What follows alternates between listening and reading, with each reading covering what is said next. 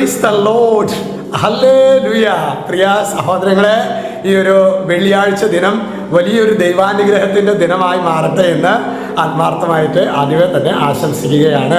ഇന്ന് നമ്മൾ ധ്യാനിക്കുന്നത് കൊറിന്ത്യർക്ക് എഴുതിയ 1-ാം ലേഖനത്തിലെ 15-ാമത്തെ അധ്യായത്തിലെ 3-ാമത്തെ തിരുവചനം.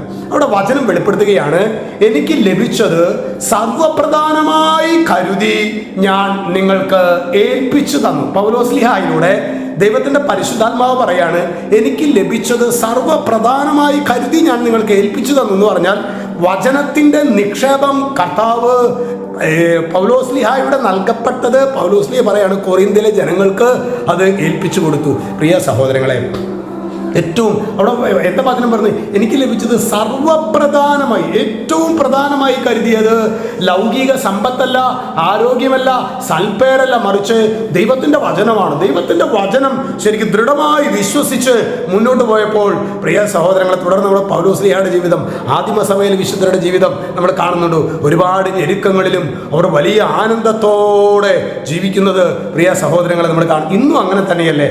ഇന്നും പ്രിയ സഹോദരങ്ങളെ ഞാൻ കണ്ടിട്ടുണ്ട്. അതായത് ജീവിതത്തിൽ ഒരുപാട് വേദനകളും സങ്കടങ്ങളും, അതുപോലെ ഞാനിപ്പോഴും ഓർക്കുന്നുണ്ട്. അപ്പോൾ ഈ സോമിലൊക്കെ പോകുമ്പോൾ ഒക്കെ തളർന്നു കിടക്കുന്ന മക്കളാണ്. അപ്പോൾ അതിൽ ഞങ്ങളുടെ സെമിനാറിൽ പഠിക്കുമ്പോൾ ഒരു ആനന്ദോ ഒരു മകനാണ്, ഞാൻ പേര് കറക്റ്റ് ഓർക്കുന്നില്ല. അപ്പോൾ അവനോട് നിനക്കൊരു പാട്ട് പാടാൻ പറ്റുമെന്ന് വെച്ചപ്പോൾ തളർന്ന് ബെഡ്രിഡനാണ് കേട്ടോ അവൻ പാടിയ പാട്ട് എന്താണെന്നറിയാവോ? ദൈവസ്നേഹം വർണ്ണിച്ചിടാൻ വാക്കുകൾ പോരാ.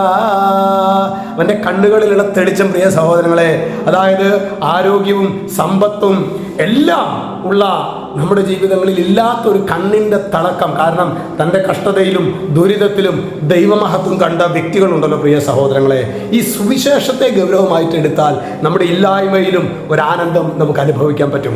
അത്തരത്തിലുള്ള ഒരു സർവപ്രധാനമായി സുവിശേഷത്തെ കാണുവാൻ, സർവപ്രധാനമായി വിശുദ്ധ ഗ്രന്ഥത്തെ കാണുവാൻ വേണ്ട ഒരു ദൈവകൃപ നമുക്ക് എല്ലാവർക്കും ഉണ്ടാകട്ടെ എന്ന് പ്രാർത്ഥിക്കുന്നു. അപ്പോൾ നോക്കിയാൽ ഇന്ന് വിശുദ്ധ ഗ്രന്ഥം എടുത്ത് ഇതിൻ്റെ പ്രായോഗികമായ ഹോംവർക്കാണ്. ഒരു 2 അധ്യായം ഉറക്കം അങ്ങോട്ട് വായിക്കുക. ഈശോ നിങ്ങളെ സമൃദ്ധമായിട്ട് അനുഗ്രഹിക്കട്ടെ. യേശുക്രിസ്തുവിൻ്റെ നാമത്തിൽ ആശീർവദിക്കുന്നു, ഇപ്പോഴും എപ്പോഴും എന്നേക്കും. ആമേൻ.